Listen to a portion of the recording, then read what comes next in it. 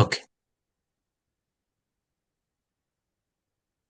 ఓం శుక్లాంబరధరం విష్ణుం ఓం శుక్లాంబరధరం విష్ణుం శశివర్ణం చతుర్భుజం శశివర్ణం చతుర్భుజం ప్రసన్నవదనం ధ్యాయేత్ ప్రసన్నవదనం ధ్యాయేత్ సర్వవిఘ్నోపశాంతయే. సర్వవిఘ్నోపశాంతయే.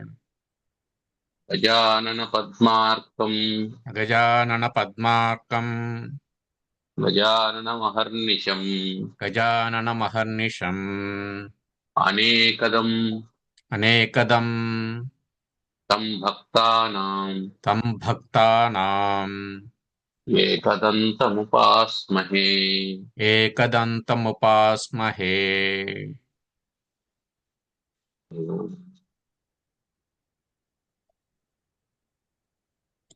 ఒక్క నిమిషం.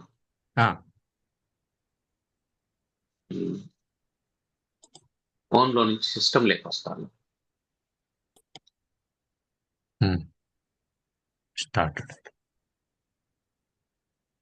ఓం శుక్లాంబరధరం విష్ణుం ఓం శుక్లాంబరధరం విష్ణుం శశివర్ణం చతుర్భుజం శశివర్ణం చతుర్భుజం ప్రసన్నవదనం ధ్యాయేత్ ప్రసన్నవదనం ధ్యాయేత్ సర్వవిఘ్నోపశాంతయే. సర్వవిఘ్నోపశాంతయే. అగజానన పద్మార్కం అగజానన పద్మార్కం గజానన మహర్నిశం గజానన మహర్నిశం అనేకదం అనేకదం తం భక్తానాం తం భక్తానాం ఏకదంతముపాస్మహే. ఏకదంతముపాస్మహే. నేను కనిపిస్తాడానా? కనిపిస్తుంది. ఆ,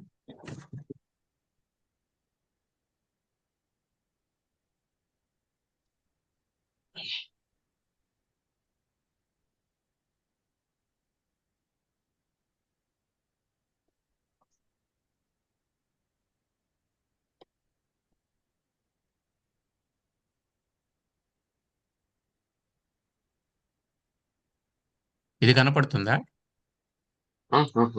ఇప్పుడు కనిపిస్తుంది. ఓకే.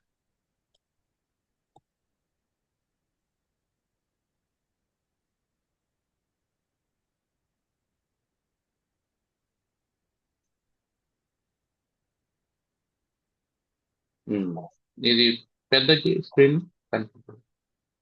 పెద్ద చేయాలా?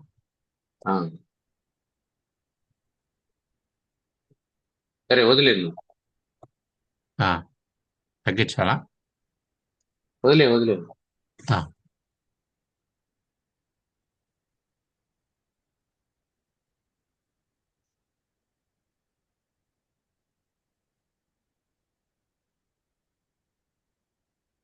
ఉమ్.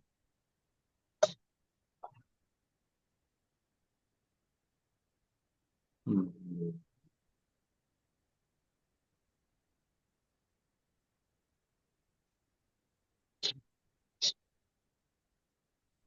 తృణం బ్రహ్మవిద స్వర్గం స్వర్గః. తృణం తృణం బ్రహ్మ విదస్వర్గః. తృణం శూరస్య జీవితం తృణం శూరస్య జీవితం. జితాక్షస్య తృణం నారీ జితాశస్య తృణం నారీ. నిస్పృహస్య తృణం జగత్.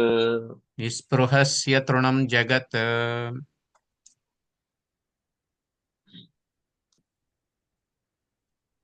తృణం బ్రహ్మవిద స్వర్గః.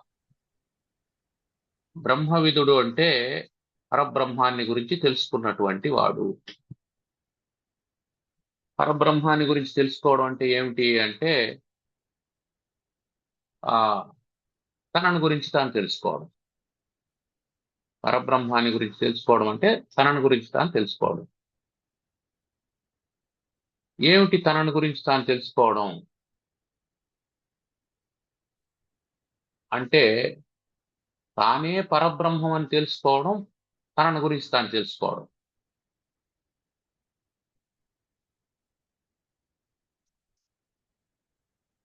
తనని గురించి తాను తెలుసుకోవడం అంటే తానే పరబ్రహ్మం అని తెలుసుకోవడం. ఈ తానే పరబ్రహ్మం అని తెలుసుకునేటువంటి క్రమంలో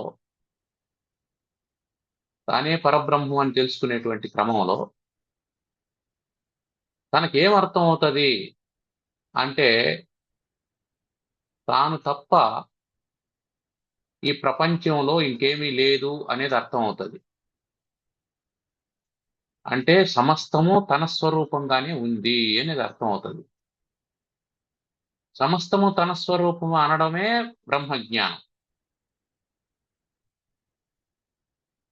తాను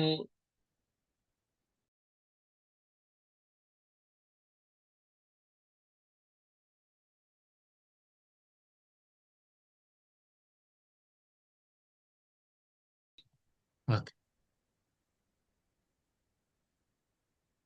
తృణం బ్రహ్మవిద స్వర్గ తృణం బ్రహ్మవిదః స్వర్గః తృణం సూరస్య జీవితం తృణం శూరస్య జీవితం జితాశస్య తృణం నారీ చితాసస్య తృణం నారీ నిస్పృహస్య తృణం జగత్. నిస్పృహస్య తృణం జగత్. బ్రహ్మవిద, బ్రహ్మవిదుడు అంటే బ్రహ్మజ్ఞానం కలిగినటువంటి వాడు, పరబ్రహ్మాన్ని తెలుసుకున్నటువంటి వాడు. ఎవడు పరబ్రహ్మాన్ని తెలుసుకున్నటువంటి వాడు అవుతాడు? ఎవడైతే ఈ సమస్త సృష్టి, సమస్త జగత్తు తనకంటే భిన్నంగా లేదని తెలుసుకుంటాడో, తనకంటే వేరుగా లేదని తెలుసుకుంటాడో వాడు బ్రహ్మవిదుడు. అంటే ఏ సమిష్టి చైతన్యంలో నుంచి తాను వచ్చాడో ఆ చైతన్యమే తానని తెలుసుకోవాలి. తనకంటే భిన్నంగా ఇంకోటి ఉంది అని అనుకుంటే అది బ్రహ్మజ్ఞానం కాదు, అది వస్తు జ్ఞానం అయిపోతుంది. వస్తు జ్ఞానం కాకుండా పరబ్రహ్మ జ్ఞానం ఉండేవాడు ఎవడైతే ఉంటాడో వాడికి స్వర్గం తృణం, గడ్డి పరకతో సమానం. ఎందుకు అంటే స్వర్గం కూడా తనకంటే భిన్నమైనటువంటిది కాదు. రెండోది, ఈ స్వర్గ సుఖాలన్నీ కూడా బ్రహ్మానందం ముందర చాలా చిన్నవైనటువంటిది. పైగా స్వర్గం శాశ్వతమైనటువంటిది కాదు. స్వర్గం అనేది పుణ్యం నశించిపోగానే తిరిగి భూమి మీదకి వచ్చేయాల్సినటువంటిది. క్షీణే పుణ్యే మర్త్యలోకం విశంతి అని చెప్పినారు. కాబట్టి స్వర్గాది లోకాలు ఎన్ని అనుభవించినా, వాటి భోగాలు ఎన్ని అనుభవించినా అవన్నీ భోగలోకాలే తప్ప యోగలోకాలు కావు. యోగలోకం ఏమిటి? భూలోకం ఒక్కటే యోగలోకం, మిగిలినవన్నీ భోగలోకాలు. ఆ భూలోకంలో మానవుడిగా పుట్టడం అనేది మాత్రమే యోగ శరీరం, మానవుని శరీరం మాత్రమే యోగ శరీరం. మిగిలిన శరీరాలన్నీ భోగ శరీరాలు, ప్రారంధాన్ని అనుభవించే వెళ్ళిపోతాయి. ఇప్పుడు ఈ మానవ శరీరాన్ని కూడా భోగ శరీరంగా కాకుండా యోగ శరీరంగా ఎవడు మార్చుకుంటాడో వాడు బ్రహ్మవిదుడు. బ్రహ్మవిదుడు అంటే తన శరీరాన్ని అంటే శరీరము, ఇంద్రియాలకు చైతన్యాన్ని ఇచ్చేటువంటి, ప్రేరణ కలిగించేటువంటి మనస్సు, బుద్ధి, దానికి సాక్షిగా ఉండేటువంటి చైతన్యం, ఇదంతా కలిపి ఒక యూనిట్ గా చెప్తున్నాం. ఈ మొత్తం యూనిట్ ని దేనికి వాడుకోవాలి అంటే అభేద జ్ఞానం కోసం వాడుకోవాలి, భేద జ్ఞానం కోసం కాదు. భేదము భోగానికి కారణం అవుతుంది, అభేదము యోగానికి కారణం అవుతుంది. యోగానికి భోగానికి ఉన్నటువంటిది తేడా ఏమిటంటే భేదాభేదాలు. భేదం ఉంది, నీకంటే భిన్నమైనటువంటి వస్తువు ఒకటి ఉంది, అప్పుడు దాన్ని అనుభవించాలనేటువంటి కోరిక కలుగుతుంది. నీకంటే భిన్నమైనటువంటి వస్తువు లేదు అనుకున్నప్పుడు అనుభవించాలనేటువంటి కోరిక కూడా ఉండదు. అప్పుడు అది యోగం, అది కలిసిపోయి ఉంటుంది. ఏం కలిసిపోయింది? సమస్త సృష్టిలో నువ్వు కూడా కలిసిపోయావు. సమస్త సృష్టికి ఏ చైతన్యం కారణంగా ఉందో ఆ చైతన్యమే నువ్వైపోయావు. అది మనసులో స్థిరపడితే శ్రవణ మనన నిధిధ్యాసముల ద్వారా నేను పరబ్రహ్మము కంటే భిన్నుణ్ణి కాదు అనేటువంటి జ్ఞానం ఎప్పుడైతే స్థిరపడిందో అటువంటి వాడికి నిత్యం బ్రహ్మానందానుభవం ఉంటుంది. ఆ బ్రహ్మానందానుభవం ఉన్నటువంటి వాడికి స్వర్గాది లోకాలు గడ్డి పరకతో సమానము. ఎందుకు అంటే అవి శాశ్వతాలు కాదు కాబట్టి. అవి తాత్కాలిక ఆనందాన్ని ఇచ్చేటువంటివి. వాటి ఆనందం ఆధార ఆధేయ సంబంధం కలిగినటువంటిది. ఆధారాధేయ సంబంధం ఏముంది? పుణ్యం ఆధారం, స్వర్గం ఆధేయం. నీ పుణ్యం వల్ల స్వర్గం కలిగింది అంటే అర్థం ఏంటి? పాపం వల్ల నరకం కలుగుతుంది దాని అర్థం మళ్ళీ. కానీ బ్రహ్మానందం కలిగింది అంటే అర్థం ఏమిటి? పుణ్యము పాపము అన్నీ పోయాయి, ఇక మళ్ళీ శరీరం రాదు, మళ్ళీ జన్మ లేదు. అందువల్ల అది అత్యంత శ్రేష్టమైనటువంటి స్థితి. అందుకని బ్రహ్మవిద, బ్రహ్మవిదుడైనటువంటి వాడికి స్వర్గ తృణం. తర్వాత సూరస్య జీవితం తృణం. సూర్యుడైనటువంటి వాడు, పరాక్రమవంతుడైనటువంటి వాడు యుద్ధానికి వెళ్ళేటప్పుడు తన జీవితం మీద ఆశతో వెళ్ళడు. వాడు జీవితాన్ని పణంగా పెట్టే వెళ్తాడు. స్పష్టంగా తెలియదు గెలిచి వస్తామా, ఓడి వస్తామా, అసలు వస్తామా రామా అని. అది స్పష్టంగా తెలియదు. కానీ వస్తామో రామో అని తెలిసి కూడా యుద్ధరంగంలోకి దిగుతాడు చూడు. వాడేం చేస్తాడు? తన రాజు కోసం, తన యజమాని కోసం తన జీవితాన్ని పణంగా పెట్టి గడ్డి పరక ప్రాయంగా ప్రాణాలను ఇచ్చేస్తాడు. తన రాజ్యాన్ని కాపాడుకోవడం కోసం, రాజును కాపాడుకోవడం కోసం. అట్లా సూర్యుడు అనేటువంటి వాడికి జీవితం మీద వ్యామోహం ఉండదు. శత్రువు చేతిలో చావడమా, శత్రువుని చంపడమా, దేనికైనా సిద్ధంగా ఉంటాడు. కుదిరితే శత్రువుని చంపుతాడు, కుదరలేదు శత్రువు చేతిలో చస్తాడు. దానికి దీనికి సిద్ధంగా ఉంటాడు. అయ్యో నేను చనిపోతాడనేటువంటి బాధ ఉండదు. నేను చనిపోయేలో 10 మందిని చంపేసి చనిపోతాడు అనేటువంటి తృప్తితో చనిపోతాడు. అది సూర్యుని యొక్క మానసిక స్థితి. అందువల్ల అతనికి జీవితం పట్ల ఏ విధమైనటువంటి ఆశ ఉండదు. అందుకని సూరస్య జీవితం తృణం అన్నారు. తృణప్రాయంగా వదిలేస్తారు. తర్వాత జితాశస్య తృణం నారి. ఆశ, ఆశ అంటే కోరిక. కోరికను జయించినటువంటి వానికి, జితాశస్య కోరికను జయించినటువంటి వాడికి, నారి యవనంలో ఉన్నటువంటి స్త్రీ, రూపలావణ్యాలు కలిగినటువంటి స్త్రీ గడ్డి పరకతో సమానం అన్నారు. ఎందుకు? వాడికి ఆశే లేదు. సృష్టిలో అనేకమైనటువంటి ఆకర్షణీయమైనటువంటి విషయాలు ఉంటాయి. వాటిలో ప్రబలమైనటువంటి ఆకర్షణ కలిగినటువంటిది స్త్రీ. పురుషునికి స్త్రీ, స్త్రీకి పురుషుడు పరస్పరం తీవ్రమైనటువంటి ఆకర్షణ ఉండేటువంటి విషయాలు. ఈ ఆకర్షణ ఏం చేస్తుందంటే మరొకదానికి లీడ్ చేస్తూ పోతుంది. మరొకదానికంటే అర్థం ఏంటంటే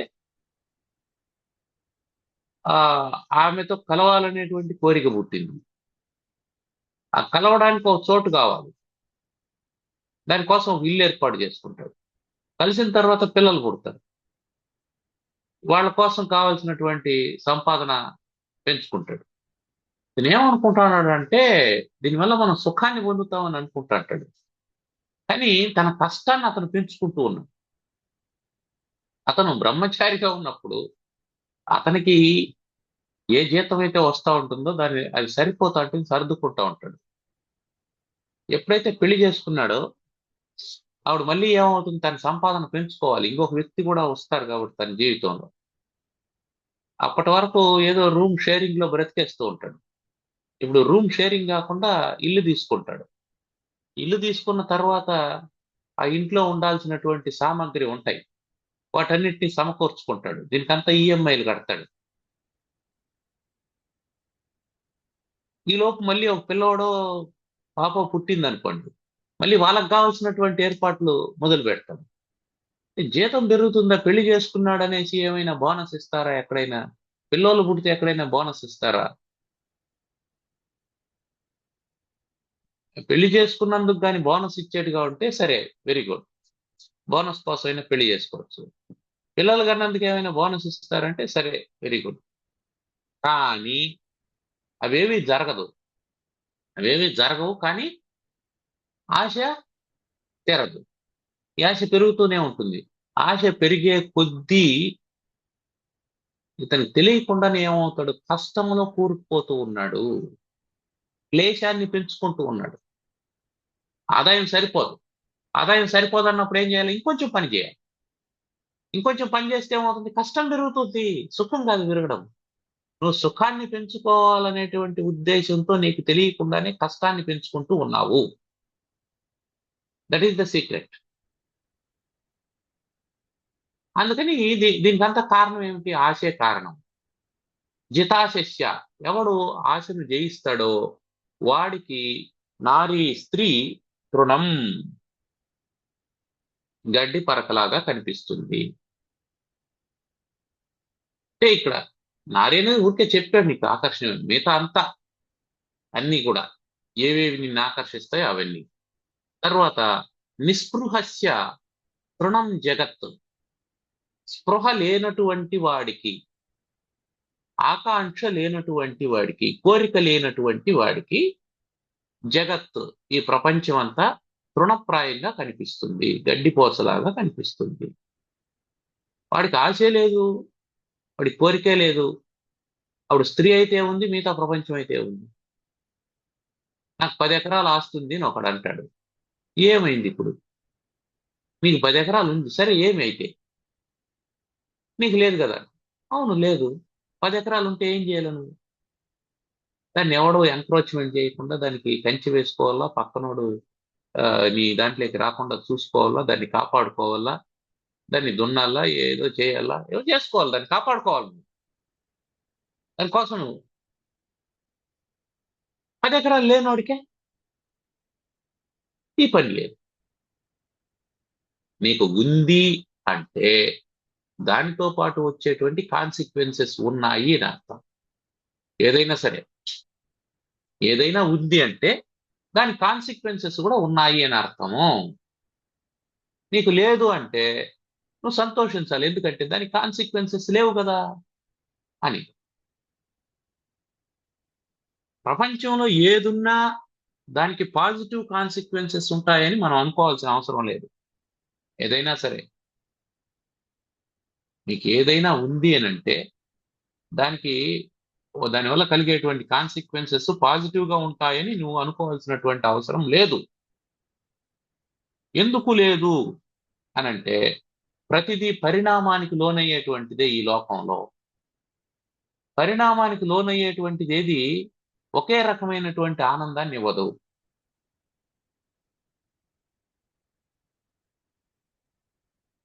మనం ఇష్టపడి ఒక వస్తువును కొనుక్కుంటాం. ఇష్టపడి ఒక కారును కొన్నామని అనుకోండి, మనం కొన్న 3వ నెలకంతా దాంట్లోనే ఇంకొక మోడల్ వచ్చింది. ఆ మోడల్ చూసాం, దీనికంటే బెటర్గా అనిపించింది. ఆ రోజు నుంచి నీకు ఈ కారు మీద ఉన్నటువంటి వ్యామోహం తగ్గిపోతుంది. ఆ కొత్తగా వచ్చిన కారు మీద వ్యామోహం పెరుగుతుంది. దీని మీద ఉన్నటువంటి వ్యామోహం ఎందుకు తగ్గిపోయింది? ఎందుకు తగ్గిపోయింది అని అంటే ఎందుకు తగ్గిపోయింది అంటే నీకు దీనికంటే గొప్పదోటి కనిపించింది. పరిణామం. ఈ మానసికమైనటువంటి పరిణామం వచ్చింది ఇక్కడ. ఈ మనస్సు మారిపోయింది. దీనికంటే అది బాగుంది అనే ఫీలింగ్ ఎప్పుడైతే కలిగిందో దాని కాన్సిక్వెన్సెస్ ఏంటి? దీనివల్ల నీకు ఆనందం లేదు. కాబట్టి పరిణామం చెందేటువంటి వస్తువు ద్వారా ఎప్పుడు ఆనందం కలగదు. జగత్తంతా పరిణామం కలిగినటువంటిది కాబట్టి ఆనందం ఉండదు. అందుకని ఎవడైతే నాకు ఉంది అని అనుకుంటాడో ఆ ఉంది అనే దాని యొక్క పరిణామం నీకు దుఃఖంగా మారుతుంది. నీకు ఉంది అనే దాని యొక్క పరిణామం అంతా దుఃఖమే. ఏదైనా ఉండనిగాక. ఏం ఉందనుకున్నా చిన్నది కావచ్చు పెద్దది కావచ్చు. చిన్నది ఉంటే చిన్న దుఃఖం, పెద్దది ఉంటే పెద్ద దుఃఖం. అయితే ఈ ఉండడం అనేది రెండు రకాలు. ఒకటి భౌతికంగా ఉండడం, రెండోది మానసికంగా ఉండడం. ఇక భౌతికంగా ఉండి మానసికంగా లేదనుకో, పోయిందంటే పోనీ లేనంట. వచ్చిందా సరే. దీన్ని వాడెవడో తీసుకుపోతాడు, పర్వాలేదు. మనసులో లేకపోతే, మనసులో ఉందనుకో, దానికి చిన్న గీత తగిలినా కూడా, మీ కారుకు చిన్న గీత పడింది, ప్రాణం విలవిల్లాడిపోతుంది. ఎందుకు ఎందుకు అంతగా ప్రాణం విలవిల్లాడిపోతుంది? నీకే గీత పడినట్టు ఎందుకు ఫీల్ అయిపోతాడు? అదే అటాచ్మెంట్ లో ఉండేటువంటి మాయ. అటాచ్మెంట్ నిన్ను అంత ఆకర్షిస్తుంది. ఆ కారుతో ఉండేటువంటి అటాచ్మెంట్ వల్ల నీకు దుఃఖాన్ని కలిగజేస్తుంది. కాబట్టి ఏదైనా సరే ఉంది అని అన్నప్పుడు అది మనసులో ఉంటే, ఇక కారుకు నొప్పి ఉందో లేదో మనకు తెలియదు, మనకైతే పెయిన్ ఉంటుంది. ఆ గీత పడినందుకు మనకు పెయిన్ ఉంటుంది. బాగా గీత పడింది. అన్నం తినేటప్పుడు అదే ఆలోచన చేస్తాం, పడుకుండేటప్పుడు అదే ఆలోచన, చదువుతా అంటే అదే ఆలోచన, ఉద్యోగం చేస్తా అంటే అదే ఆలోచన. కారు గీత పడింది, పక్కనోడికి చెప్తాం కారు గీత పడింది, జాగ్రత్తగానే చూసుకుంటాను, ఎట్ట పడిందో పడింది కారు గీత. కారుకు గీత పడింది అంతే, ఏమైపోలేదు. దానికోసం ఎందుకంత ఆందోళన చెందుతావు? స్పృహ ఉండేవాడికి ఆందోళన పెరుగుతుంది, స్పృహ లేనటువంటి వాడికి ఆందోళన పెరగదు. కార్ డ్యామేజ్ అయిపోయింది, ఏదో యాక్సిడెంట్ జరిగింది, డ్యామేజ్ అయిపోయింది, దానిలో నుంచి బయటపడ్డాం. ఒళ్ళంతా తడుపుకున్నాడు, ఏమన్నా కాళ్ళు కీళ్ళు ఏమన్నా ఇరిగాయా, ఏమన్నా ఎముకలు ఏమన్నా ఇరిగాయా అని చూసుకున్నాడు. కాళ్ళు చేతులు విదిలించి చూసుకున్నాడు, ఏం కాలేదు. వెరీ గుడ్, కారు పోతే పోయింది, ఏమైంది, మనం బాగున్నాం అనేసి వచ్చేసాం. ఎప్పుడు కారు మనసులో లేకపోతే. కాబట్టి దేన్ని మనసులోకి తీసుకోకూడదు. కారణం ఏమిటంటే ప్రతిదీ పరిణామానికి లోనవుతుంది. పరిణామం మనకు నచ్చదు. కారుకు 4 గీతలు పడ్డాయి అనుకో, ఈ 4 గీతలు మంచి డిజైన్ బాగా అనుకోగలవా? మంచి డిజైన్ పడింది ఆ కారుకి అనుకుంటే ఆనందంగానే ఉంటాం. ఎవరిని అడిగాండి ఏం కారు గీతలు పడిందంటే, డిజైన్ వేసినాం లే బా అంటే అయిపోయింది, ఆనందంగా ఉంటాం. ఒకవేళ కంపెనీ వాడే అట్లా గీతలు గీసి ఇది డిజైన్ అనేసి వదిలినాడు అనుకో, అప్పుడు ఏం చేస్తావా? యాక్సెప్ట్ చేస్తున్నావు కదా, అదే డిజైన్ అని అనుకుంటాను. ఇప్పుడు మన ప్యాంటు చినిగిపోయిందంటే మనం బాధపడతాం. కంపెనీ వాడే చినిగిపోయిన ప్యాంట్ అమ్మతాండాడు అనుకో, డిజైన్ అని చెప్పి, ఎగబడి కొంటాండా? ఇప్పుడు ఏం చేస్తున్నాడు కంపెనీ వాడు? నీ చేత యాక్సెప్ట్ చేయిస్తున్నాడు అంతే, ఇంకేం లేదు. అది కూడా చినిగిపోయిన ప్యాంటే, కానీ కంపెనీ వాడు ఏం చేస్తానంటే అది ఫ్యాషన్ అని చెప్పి నీ చేత యాక్సెప్ట్ చేయించి కొనిపిస్తాడు. దాని అర్థం ఏంది? నువ్వు యాక్సెప్ట్ చేస్తే ఏదైనా కొత్త డిజైన్ అవుతుంది. నువ్వు యాక్సెప్ట్ చేయకపోతే ప్రతిదీ నీకు దుఃఖాన్నే కలుగజేస్తుంది. అదే నువ్వు నీ ప్యాంట్ చినిగిపోయింది వేసుకున్నావు అనుకో, ఊర్లో వాళ్ళంతా ఏమంటారు, ఇంత ఉద్యోగం చేస్తానా, ఇంత సంపాదిస్తానా, ఏమి ఎత్తుకొని పోతావే, చినిగిపోయిన బట్టలు వేసుకొని తిరగకపోతే ఏమే, కాస్త బాగుండేటి వేసుకొని తిరగచ్చు కదా అని అంటారు. ఇప్పుడు వాళ్ళందరూ కూడా యాక్సెప్ట్ చేసేసినారు అనుకో చినిగిపోవడానికి. కంపెనీ వాడు ఏం చేసినాడు, వాళ్ళందరి చేత కూడా యాక్సెప్టెన్స్ తీసేసుకున్నాడు. అది ఫ్యాషన్ అని. వాళ్ళందరూ కూడా యాక్సెప్టెన్స్ చేసేసిన తర్వాత ఇప్పుడు నువ్వు వాళ్ళ కంపెనీ వాడి దగ్గర కొనాల్సిన పనిలే. నీ దగ్గర ఉండే ప్యాంటే చినిగిపోయింది వేసుకొని పోతా అంటే కూడా నిజంగానే తెలుసు నీకు ఈ చినిగిపోయింది, నీ పాతదైపు చినిగిపోయింది, దాన్ని వేసుకొని పోతా అంటే ఇప్పుడు జనం ఏమంటారు, వాడు అప్డేట్ అయిపోయినాడు బా, చూడు చినిగిపోయిన ప్యాంట్లు కూడా వేసుకుంటాడు, ఫ్యాషన్ అయిపోయింది వాడికి అని అంటారే తప్ప వాడు దరిద్రుడు చినిగిపోయిన ప్యాంట్ వేసుకొని పోతున్నాడు అనేసి అండం. ఎందుకని? కంపెనీ వాడు ఏం చేశాడు, వాడు దాన్ని మార్కెట్ చేయకముందే నీ చేత యాక్సెప్ట్ చేయించాడు. నీ చేతనే కాదు, నీ చుట్టూ ఉన్నటువంటి సొసైటీ చేత కూడా యాక్సెప్ట్ చేయించాడు. ఇప్పుడు చెప్పు ఏది ఫ్యాషన్? ఇప్పుడు చెప్పు ఏది ఆనందం? కాబట్టి పరిణామాన్ని యాక్సెప్ట్ చేస్తే ఆనందం, పరిణామాన్ని యాక్సెప్ట్ చేయకపోతే దుఃఖం. మనం పరిణామాన్ని యాక్సెప్ట్ చేయాలంటే ఏం చేయాలా? ఎవడో ఒకడు మనకు చెప్పాలా, మనంతకు మనం చేయలేము. కాబట్టి జగత్తంతా కూడా పరిణామానికి లోనయ్యేటువంటిది. ఈ జగత్తు పరిణామానికి లోనవుతుంది అనేటువంటి స్పృహ మనకు ఉంటే అప్పుడు దాని మీద నిస్పృహ ఏర్పడుతుంది. ఎట్లా మారిపోయేదే కదా, దాని ఏముంది అని అనుకుంటాం. అది తెలియలేదనుకో, అమ్మో మారిపోతుంది, ఇది అమ్మో మారిపోతుంది అని బాధపడతాం. కాబట్టి ఆ స్పృహ నీకుండాలి, పరిణామానికి లోనవుతుంది అనేటువంటి స్పృహ నీకుండాలి. మొదటి పాయింట్. పరిణామానికి లోనవుతుంది కాబట్టి దాన్ని నువ్వు మనసులోకి తీసుకోకుండా వదిలేయాలి. ఇది రెండో పాయింట్. అప్పుడు పరిణామం చెందకుండా ఉంటుందా అంటే చెందుతుంది. చెందినా నీకేం బాధ అనిపించదు, దానివల్ల నీకు దుఃఖం రాదు. నువ్వు యాక్సెప్టెన్స్ లేకపోతే దాని కాన్సిక్వెన్సెస్ నిన్ను బాధ పెడతాయి. యాక్సెప్టెన్స్ ఉంటే కాన్సిక్వెన్సెస్ బాధ పెట్టవు. కాబట్టి నిస్పృహుడు అంటే అర్థం ఏంటంటే యాక్సెప్టెన్స్ ఉండేవాడు.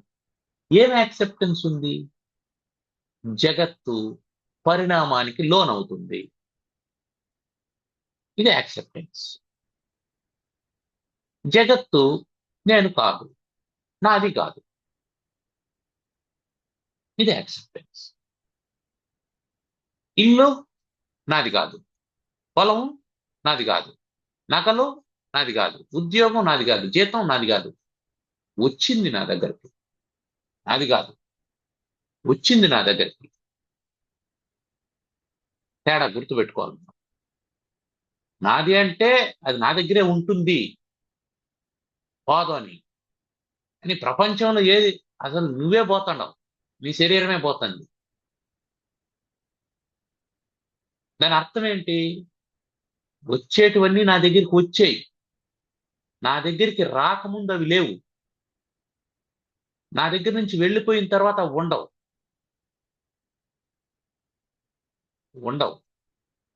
మన ఇంటికో చుట్టం వచ్చాడు, పొద్దున్నే వచ్చాడు, 9 గంటలకో 10 గంటలకో వచ్చాడు, మధ్యాహ్నం భోంచేశాడు, సాయంకాలం టీ దాగి వెళ్ళిపోయాడు. ఇప్పుడు మనం కూర్చొని ఏడవం ఆయన వెళ్ళిపోయాడు అనేసి. కారణం ఏంటి? అతను వచ్చినప్పుడే మనకు తెలుసు భోంచేసి వెళ్ళిపోతాడు అని. యాక్సెప్టెన్స్ ఉంది. అట్లాగే మన జీవితంలోకి ఒకరు వచ్చారు, వచ్చినప్పుడే మనకేముండాలి, వాళ్ళు వెళ్ళిపోతారనేటువంటి స్పృహ ఉంటే వాళ్ళు వెళ్ళిపోయినప్పుడు దుఃఖం కలగదు. తల్లిదండ్రులైనా, బిడ్డలైనా, భార్య అయినా, ఎవరైనా, బంధువులైనా. Why they came into my life because to leave. వాళ్ళు ఎందుకు వచ్చారు ఆయన జీవితం లేకంటే వెళ్ళిపోవడానికి వచ్చారు. ఇది యాక్సెప్టెన్స్.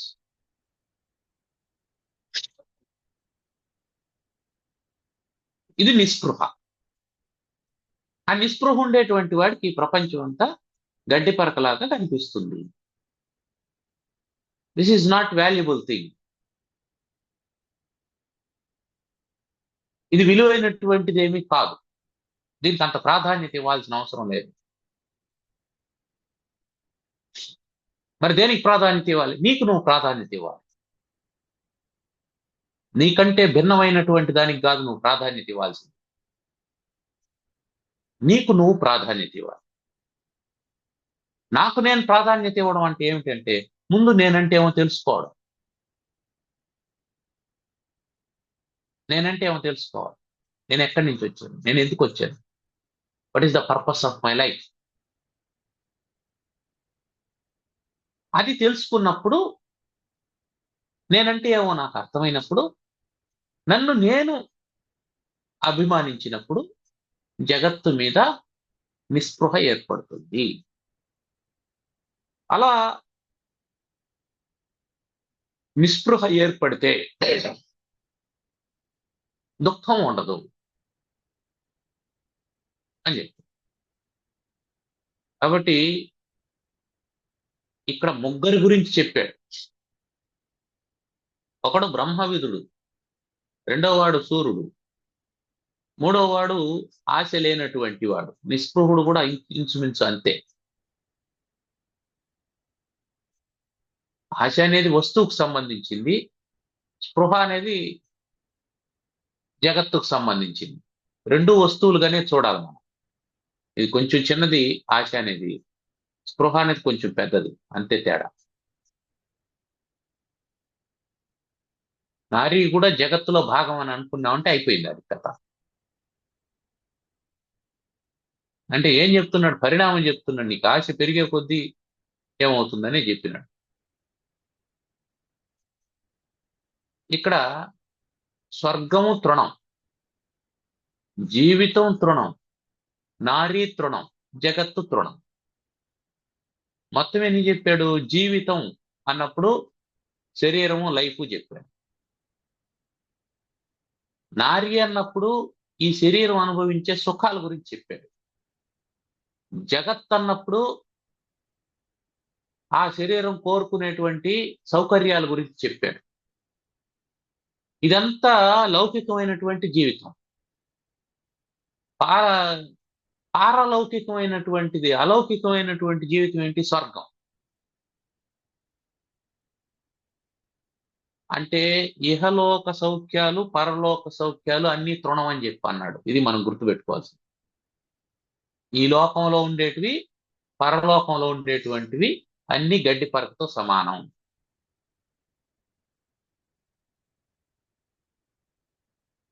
దానికి ఏం కావాలా అని అన్నాడు. మొదట నువ్వు సూర్యుడివిగా, అంటే నీ జీవితాన్ని సార్థకం చేసుకోవాలని అనుకో. నువ్వు సార్థకం చేసుకోవాల జీవితాన్ని అన్నప్పుడు ఏం చేయాలా? నీ ఆశను వదులుకోవాలా. నీకు భార్య మీద వ్యామోహం ఉంటే కత్తి పట్టుకొని యుద్ధానికి పోతావా? పోవు. రెండోది ఏం చెప్పాడు? జితాశస్య, ఆశను జయించు అన్నాడు. మూడోది ఏమన్నాడు? ఈ జగత్తు పట్ల కూడా వ్యామోహాన్ని పెంచుకోవద్దు అన్నాడు. నాలుగోది ఏం చెప్పాడు? బ్రహ్మవిదుడు కా అన్నాడు. బ్రహ్మ పరిణామం. నీకు నీ జీవితం మీద ఆశ ఉండకూడదు. ఈ జీవితంలో నీకు సుఖాలను అనుభవించాలనేటువంటి కోరికలు ఉండకూడదు. ఈ ప్రపంచంలో ఉండేటువంటి వస్తువుల్ని సంపాదించుకోవాలి, సేకరించుకోవాలనేటువంటి స్పృహ ఉండకూడదు. స్వర్గాది లోకాల్లో భోగాలను అనుభవించాలనేటువంటి కోరిక కూడా ఉండకూడదు. ఇదంతా ఎక్కడొస్తుంది మనకు? సాధన చతుష్టయ సంపత్తిలో ఇహామూత్రార్థ ఫలభోగ విరాగము అని చెప్పన్నాం. 4 చెప్పాం. సాధన చతుష్టయ సంపత్తి కలిగినటువంటి వాడు బ్రహ్మ విద్యకు అధికారి అని చెప్తూ ఏం చెప్పాం? నిత్యానిత్య వస్తు వివేకం, శమాది షట్క సంపత్తి, ఇహామూత్రార్థ ఫలభోగ విరాగం, ముముక్షుత్వం. ఈ 4 సాధన చతుష్టయ సంపత్తి అన్నాం. దాంట్లో మూడోది ఏమిటి? ఇహామూత్రార్థ ఫలభోగ విరాగము. ఈ లోకంలో ఉండేటువంటి భోగాలను గాని, పరలోకంలో ఉండేటువంటి భోగాలను గాని అనుభవించాలనేటువంటి కోరిక ఉన్నవాడెవరు బ్రహ్మ విద్యకు అర్హుడు కాదు. ఈ లోకమే కాదు, పరలోక భోగాల మీద కూడా ఆశ ఉండకూడదు. నాకు స్వర్గం కావాలి, నేను వైకుంఠంలో ఉండాలి, కైలాసం. ఏ లోకం లేదు, అంతే. సాయుధ్యం, మోక్షం అదొక్కటి తప్ప సాలోక్యం లేదు. ఏ లోకంలోకి వెళ్ళే లేదు. కాబట్టి ఈ 2 ఉండకూడదు అని చెప్పన్నాడు. దాన్నే ఇందులో చెప్పుకుంటూ వచ్చాడు. అవి లేనటువంటి వాడికి ఇదంతా తృణప్రాయంగా కనిపిస్తూ ఉంటుంది. తృణప్రాయంగా కనిపిస్తుంది. సమర్థ రామదాసు శివాజీ దగ్గరకు వచ్చాడు. అప్పటికి శివాజీ ఛత్రపతి అయ్యాడు. ఛత్రపతి అంటే చక్రవర్తి అయ్యాడు. రాగానే ఈయన సింహాసనాన్ని దిగి నమస్కారం చేసి ఆయన్ని తీసుకొని వచ్చి సింహాసనం మీద కూర్చోబెట్టి ఖడ్గాన్ని తీసి ఆయన పాదాల దగ్గర పెట్టి, గురువు గారు, ఈ సామ్రాజ్యం అంతా మీరు పెట్టినటువంటి భిక్ష, ఇదిగో నేను మీకు దీన్ని దానంగా ఇచ్చేస్తాను అని చెప్పన్నాడు సమర్థ రామదాస్. అయాచితంగా రాజ్యం వచ్చేసింది. యుద్ధం చేయాల్సిన పని లేదు, కష్టపడాల్సిన పని లేదు, ఏం లేదు. రాజ్యం వచ్చేసింది. ఏం చెప్పాడు సమర్థ రామదాసు?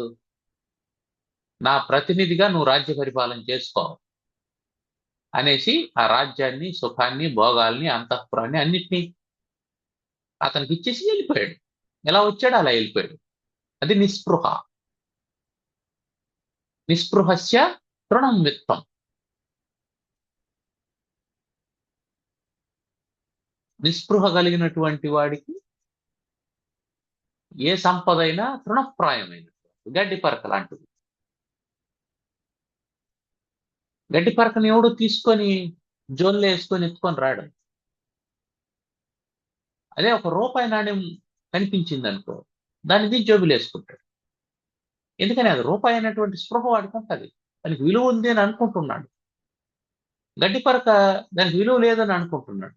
విలువ లేని దాన్ని తీసుకోడు, జోబులు వేసుకోడు. విలువ ఉండేదాన్ని తీసుకుంటాడు. అంటే ఏమర్థం? నువ్వు ఈ ప్రపంచాన్ని ఈ విలువనిస్తున్నావు అని అంటే దాని పట్ల వ్యామోహం ఉంది అని అర్థం. దేనికి విలువ ఇస్తున్నావో దాని పట్ల నీకు వ్యామోహం ఉంటేనే విలువ ఇస్తావు. వ్యామోహం లేని దానికి విలువ ఇవ్వవు.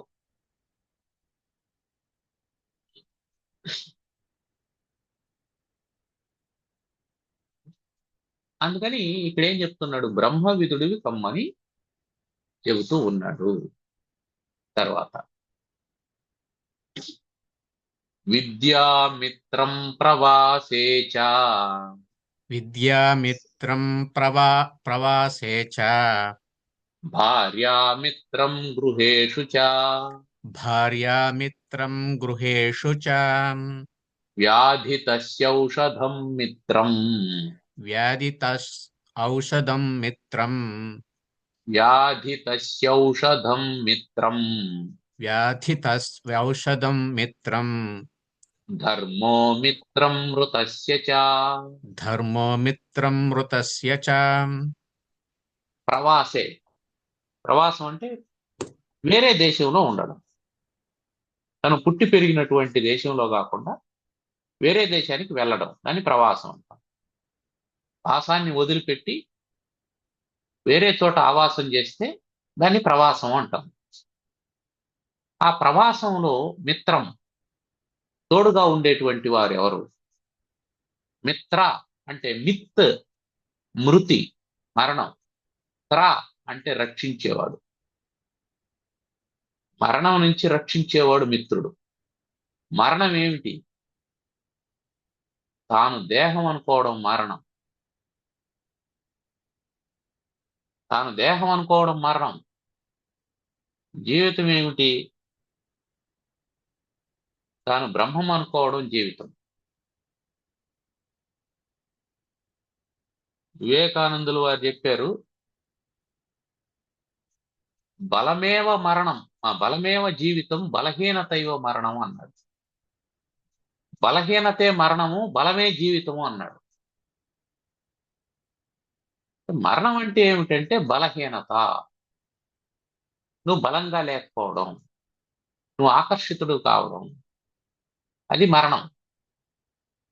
నీ మనస్సు బుద్ధి దృఢంగా బలంగా ఉంటే నీ ఇంద్రియాలు లౌకికమైనటువంటి విషయాల పట్ల ఆకర్షితం కావు. అప్పుడు నువ్వు బలంగా ఉన్నట్టు. బలం ఇన్ ద సెన్స్, నీ senses, not about your body. నీ శరీరం ఎంత లావుగా ఉంది, ఎంత స్ట్రాంగ్ గా ఉంది, కండలు ఎట్లా ఉన్నాయి, ఎముకలు ఎట్లా ఉన్నాయి అనే దాని గురించి కాదు మాట్లాడుతున్నది బలం అంటే. నీ ఇంద్రియాలు నీ వశంలో ఉన్నాయా, అది బలం.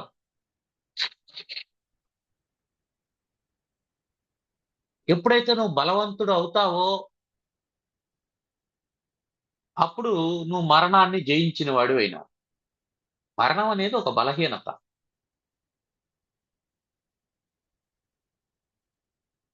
మరి ప్రవాసంలో ఈ బలహీనతను జయించడానికి ఏది తోడుంటుంది అంటే విద్య మిత్రం ప్రవాసే.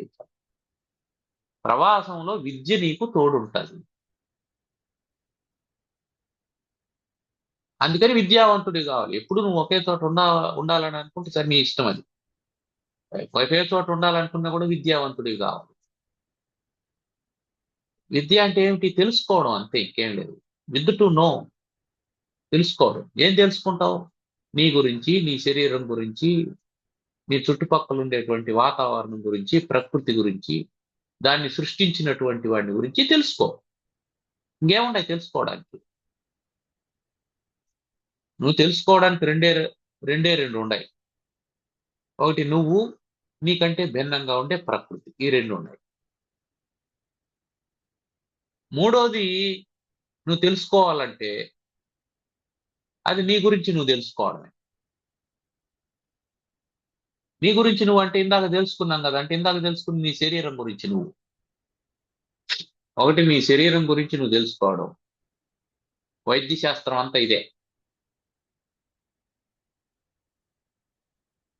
నీ శరీరం కంటే భిన్నంగా ఉండే ప్రకృతి గురించి తెలుసుకోవడం. మిగిలిన అన్ని సైన్సెస్ ఇవే. మూడోది ఏమిటి? నీ గురించి నువ్వు తెలుసుకోవడం. తెలుసుకుంటా అంటే నువ్వు తెలుసుకోవడానికి రెండు ఉన్నాయి. ఒకటి నీ శరీరము, రెండోది ప్రకృతి. ఈ రెండు కాకుండా మూడోది ఏదైనా ఉంది అంటే అది నీ గురించి నువ్వు తెలుసుకోవడం. అంటే ఎవడు తెలుసుకుంటా అన్నాడో వాడిని గురించి తెలుసుకోవడం. అది విద్య. ఈ రెండు విద్యలే. మూడోది బ్రహ్మ విద్య. విద్యలు రెండే. ఒకటి నీ శరీరం గురించి నువ్వు తెలుసుకోవడం. రెండోది నీ శరీరం కంటే భిన్నమైనటువంటి ప్రకృతి. All social sciences. సముద్ర శాస్త్రం నేర్చుకుంటావా, రత్న శాస్త్రం నేర్చుకుంటావా, భౌతిక శాస్త్రం నేర్చుకుంటావా, జీవశాస్త్రం నేర్చుకుంటావా, క్వాంటమ్ ఫిజిక్సా, ఏరోనాటిక్సా, అటామిక్ థియరీనా, ఏమైనా నేర్చుకో, నీ శరీరం కంటే భిన్నమైనటువంటివి. నీ శరీరం గురించి తెలుసుకునేది ఏంటి? నీ అనాటమీ. కన్ను ఎట్లా ఉంది, ముక్కు ఎట్లా ఉంది, దాంట్లో డిజార్డర్, ఇదంతా. సరే, ఇంకా రిపేరింగ్ శాస్త్రాలు ఎలాగో ఉంటాయి. ఏ రోగం వస్తే ఏ మందు ఇయ్యాలి అనేది రిపేర్ శాస్త్రం. లోకానికి కూడా జబ్బు చేస్తుంది, దాన్ని రిపేర్ చేసేటువంటి ప్రయత్నం చేస్తూ ఉంటారు. వరదలు వచ్చినప్పుడు రిపేర్ చేసుకోవాలా, తుఫాన్ వచ్చినప్పుడు ఏం రిపేర్ చేసుకోవాలి, రిపేరింగ్ దీనికి సంబంధించింది. ఇవంతా ఈ రెండు ఏమిటి, నీవు అంటే దట్ మీన్స్ నీ శరీరము, నీ శరీరం కంటే భిన్నమైన ప్రకృతి. ఈ రెండు విద్యలు. మూడో విద్య ఏమిటి, ఈ రెండింటినీ తెలుసుకుంటా ఉండేటువంటి నీ గురించి నువ్వు తెలుసుకోవడం మూడో విద్య. దానికి బ్రహ్మ విద్య అని పేరు పెట్టారు.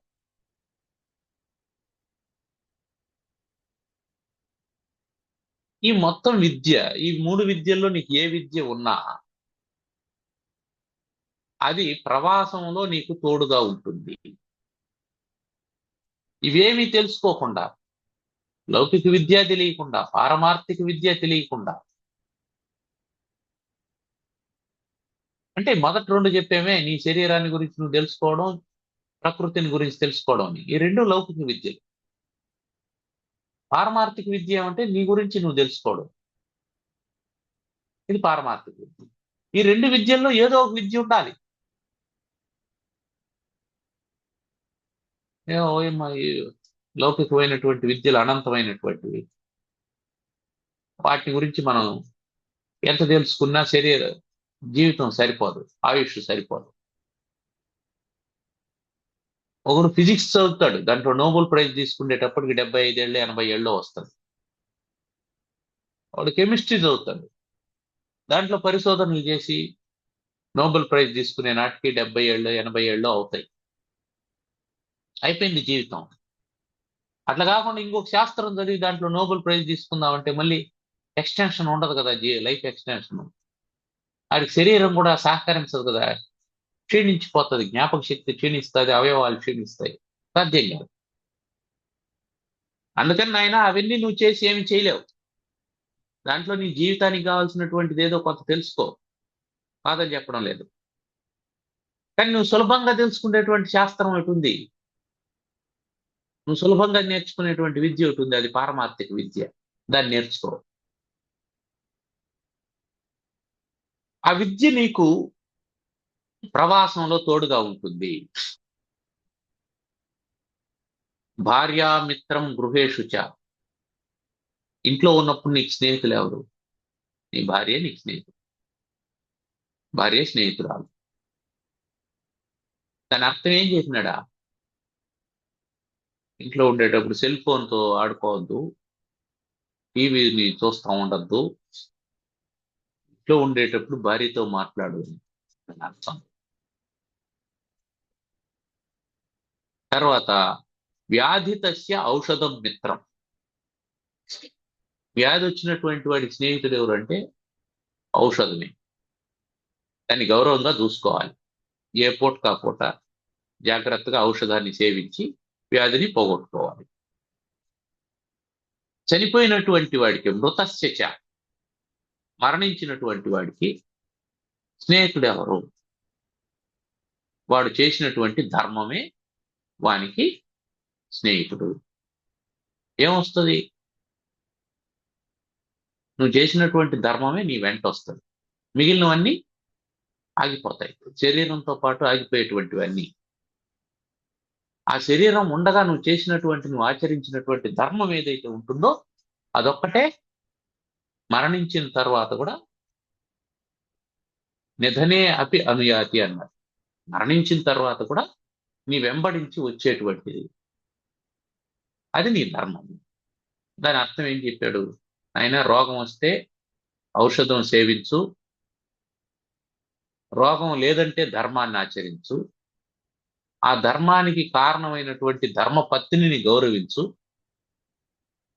నీకు అసలు పెళ్లి కావాలంటే ముందు చదువుకో అని చెప్పి అన్నాడు. అదే విషయం. పెళ్లి కావాలంటే ముందు దాని గురించి తెలుసుకో అని చెప్పాను. సరే, ఏమైనా ప్రశ్నలు ఉన్నాయా?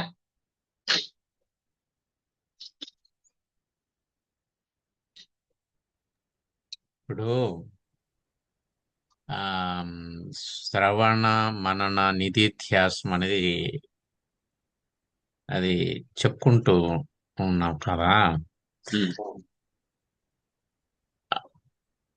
ఆ ఆచరణ అనేది ఎప్పుడు వస్తుంది? అది నిధిధ్యాసం అయినప్పుడా ఎట్లా అది ఆచరించి తెలుసుకుంటాం కదా. ఈ మూడు ఆచరణ కిందకే వస్తాయి.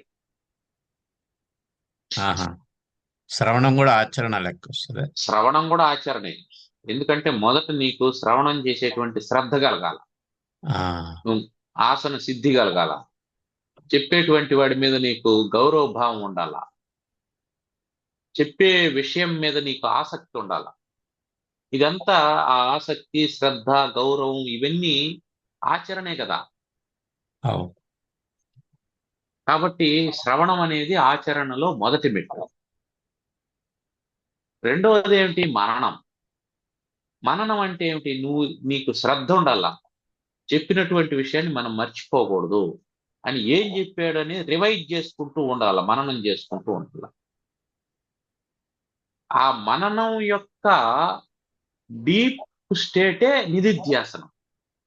ఈ మననం చేసేటప్పుడు ఏమవుతుందంటే మనసు వేరే విషయాలను ఏదో తీసుకొని వస్తుంది, అప్పుడు ఇది పక్కకి వెళ్ళిపోతుంది,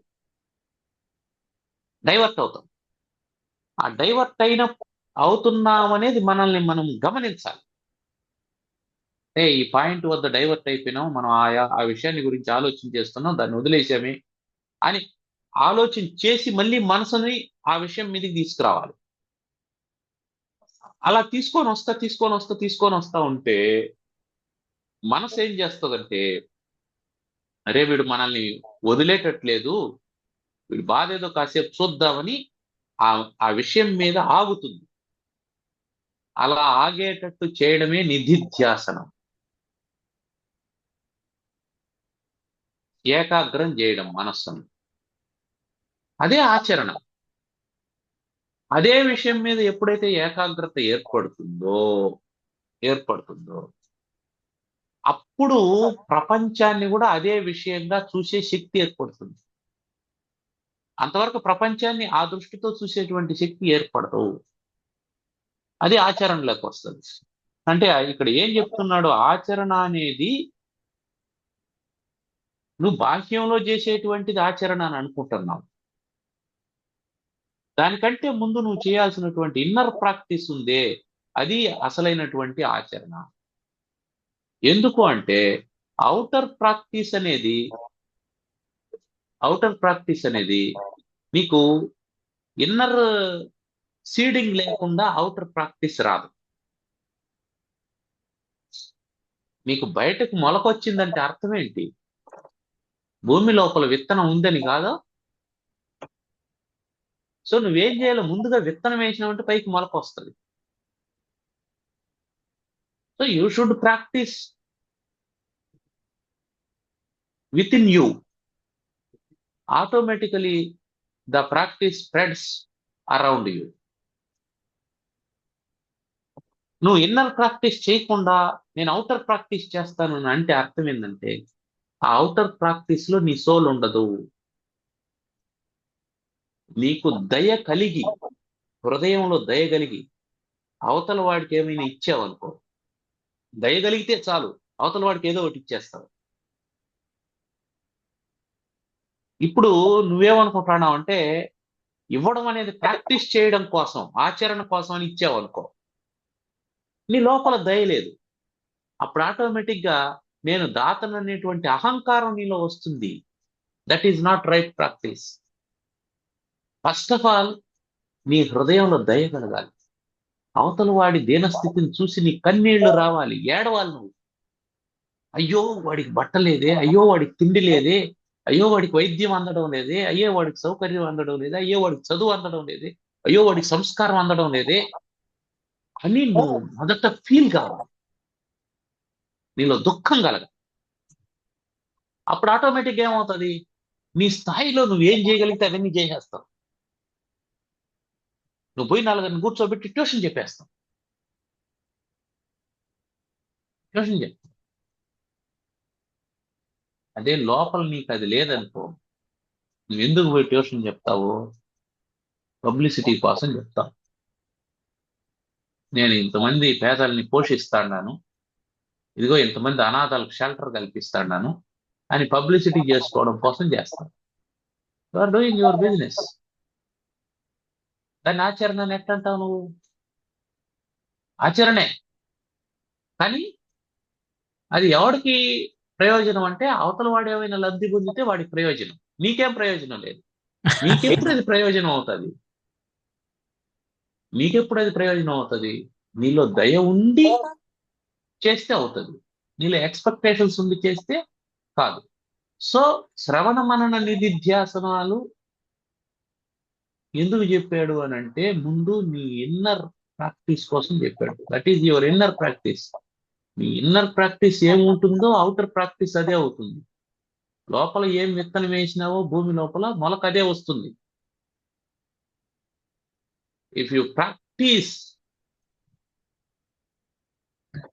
the compassion, if you practice the kindness, that will reflect in your acts.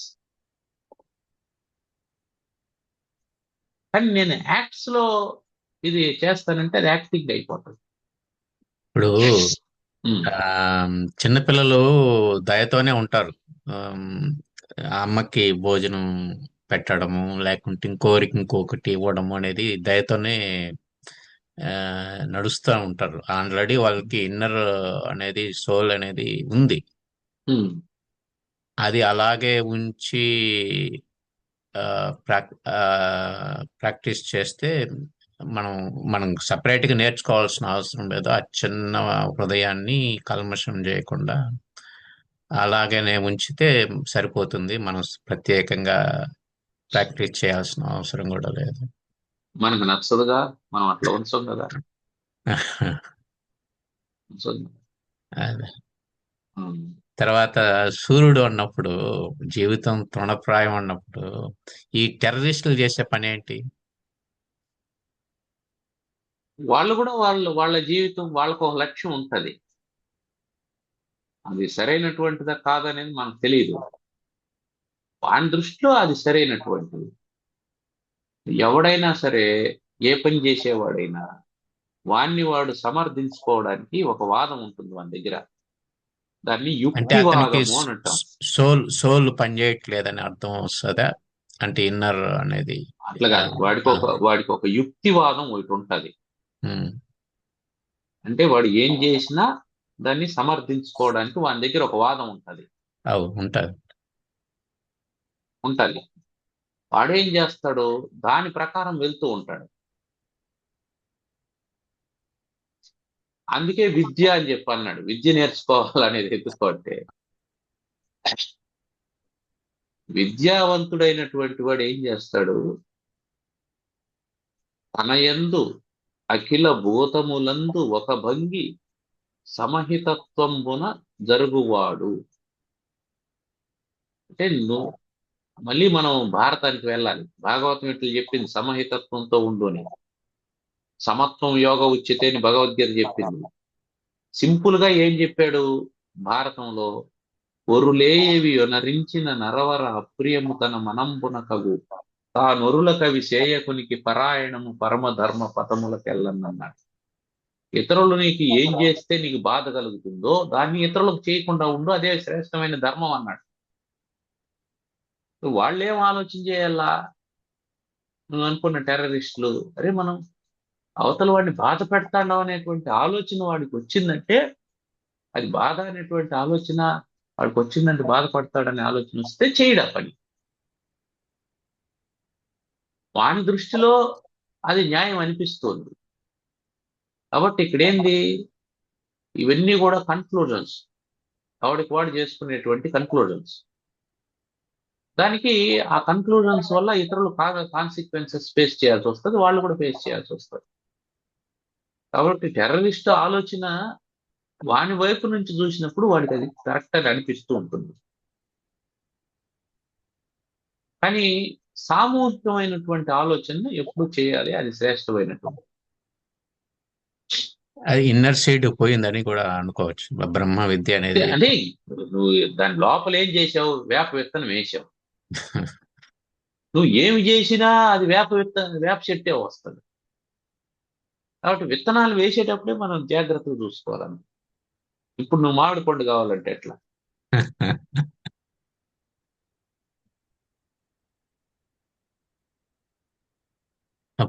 పైనేమో ఆ పై పద్యంలోనూ నారీ గురించి చెప్పారు, కింద పద్యంలో భార్య గురించి చెప్పినారు.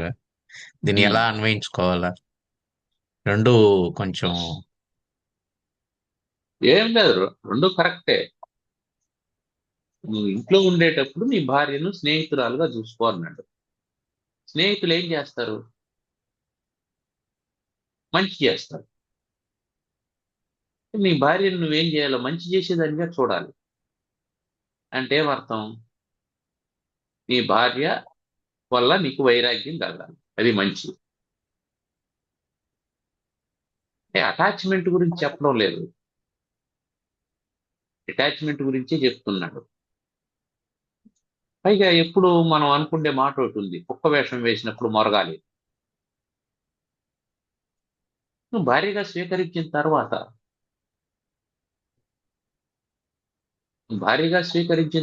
మైత్రి ఉంది. అక్కడ నారి వేరు, అక్కడ ఇంకా నీకు పెళ్లి కాలే, ఇక్కడ పెళ్లి అయింది. అంటే వేషం వేశావు, దానికి న్యాయం చేయాలి. అక్కడ ఇంకా వేషం వేయలా, దాన్ని గడ్డిగా పోచలాగా పెట్టి మళ్ళీ దాన్ని ఎత్తి జోల్లో వేసుకోవద్దు. అది అక్కడికి ఇక్కడికి తేడా ఇది. అక్కడ పెళ్లి చూపులు పోయినావు, వదిలేయి. ఇక్కడ పెళ్లి చేసుకున్నావు, జాగ్రత్తగా ఉండు. మళ్ళీ గొడవ ఎందుకు పడతావు? గొడవ పడితే ఏమవుతుంది? నీకే అనవసరమైనటువంటి అసహనం, బాధ ఏర్పడుతుంది. నిన్ను నువ్వు ఎందుకు బాధ పెట్టుకుంటావు అనేది దీనికి దానికి తేడా. అందుకే ఇక్కడ భార్య అన్నాడు, అక్కడ నారి అన్నాడు.